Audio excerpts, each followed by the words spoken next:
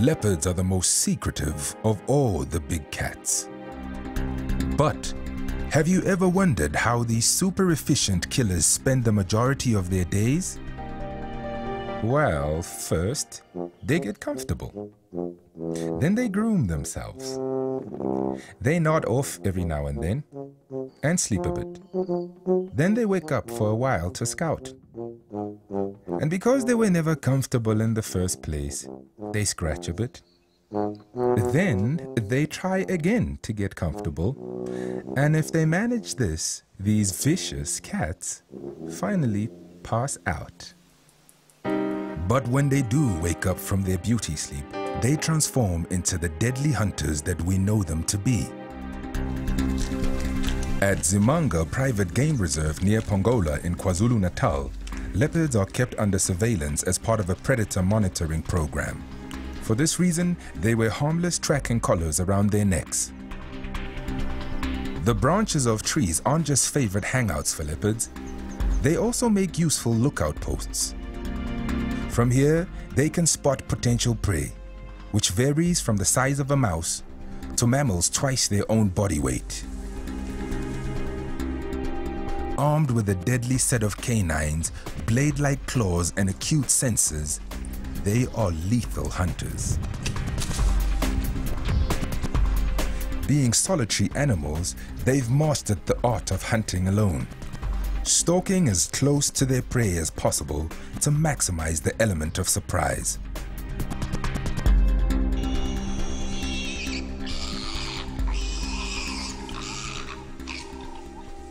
This female leopard's powerful jaws and strong neck muscles allow her to rapidly hoist her prey out of reach from other predators and scavengers.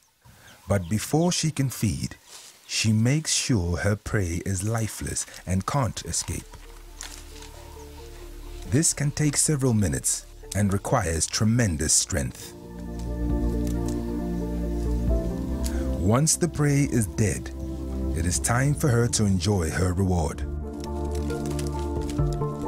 As harsh as it seems, this is the life of a leopard. To reproduce, females must seek out mates.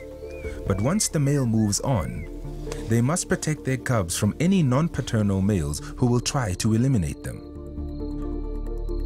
Males defend large territories and keep others out at all costs. Weakness is a ticket to sure death, and they have only themselves to depend on. Zimanga is the leopard haven, with abundant cover and food.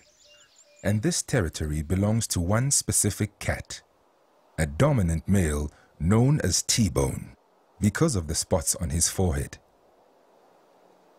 He is fully grown and weighs just over 80 kilograms. Not the biggest tom by leopard standards, but his courage makes up for it. He didn't become the king of the castle by playing nice. Tears in his ears and scars on his face bear testimony to the many battles he's waged against prey bigger than him as well as other male leopards.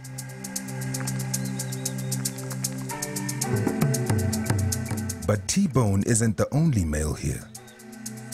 Another, larger male is testing T-Bone's boundaries. But Mfula is younger and less experienced. The river is the edge of T-Bone's territory. It's just a matter of time before Mfula will push his luck and cross the boundary to seek out the big prize, a female mate. Vugile is just over 3 years old and is ready to breed. Her smaller territory overlaps with T-Bone's, and for the last few days, Vugile has been marking her domain extensively with a special scent. She is an estrus, and T-Bone can smell it. The alluring chemicals in her urine send out an invitation to him. Never having given birth before, many things can go wrong for young Vugile. But so long as T-Bone can defend his larger territory and keep intruders out, their offspring should be safe.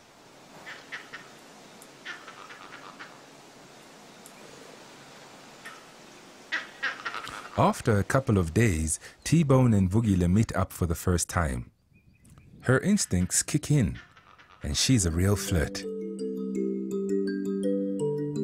She persistently seeks her mate's attention by brushing up against him. They both rub their scent onto nearby vegetation, and special glands under T-Bone's paws leave his scent lingering.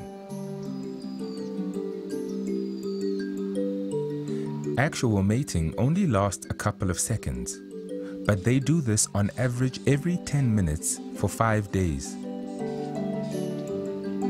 Mating is the only time leopards will tolerate one another's company.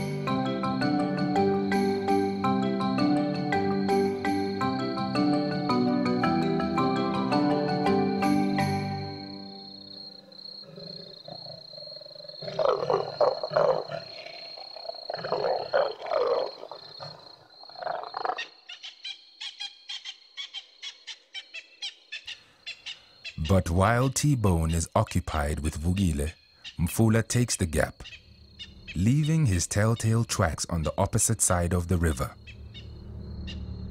Like T-Bone, he too is after a mate to carry on his genes. And like T-Bone, he has his eye on Vukile. A clash between the two males is now inevitable. Mfula has superior strength, but an absence of scars reveals that he's an inexperienced fighter. Yet instinct drives him forward. Late in the night, the imposter is far from his own border.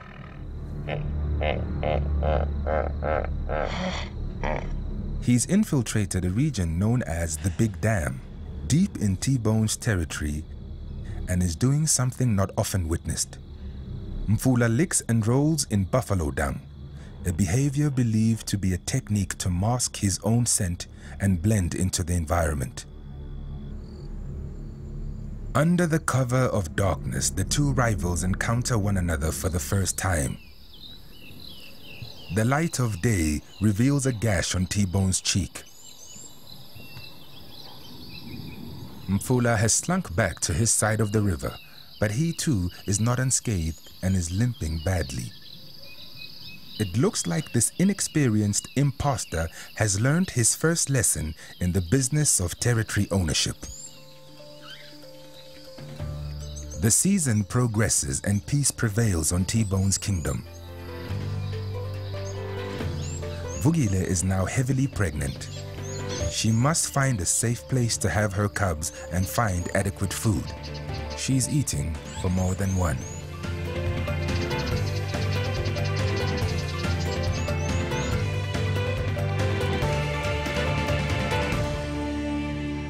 But hunts don't necessarily end in success, and prey is always on the alert. Vukile's attempt is fruitless, so she has to revert to option B. Sometimes leopards stash food away and return later to feed on it. The safest way to store carcasses is in trees out of reach from other thieves. And Vukile finds herself up against just these sorts. The wild dogs on the reserve have picked up the smell of a free meal. And like all cats and dogs, these two predators don't see eye to eye. The dogs have her trapped. But they eventually lose interest. She sees her gap as they trot away, leaving her meal behind.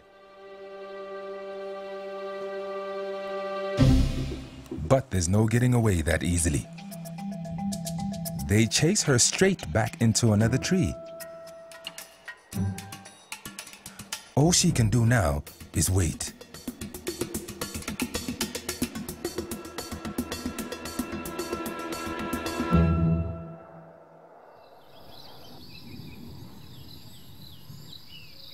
T-Bone's wound has healed completely and his life is good. He has great access to food, prime habitat, and his offspring are on the way. Vugile gives birth to 2 healthy cubs. Their eyes open after about 8 days and they rely completely on their mother for all their needs, including their safety. And they can't see the looming threat. Big leopard tracks have once again crossed the river. The imposter is back, and if he finds these little ones, it might be the end of their short lives.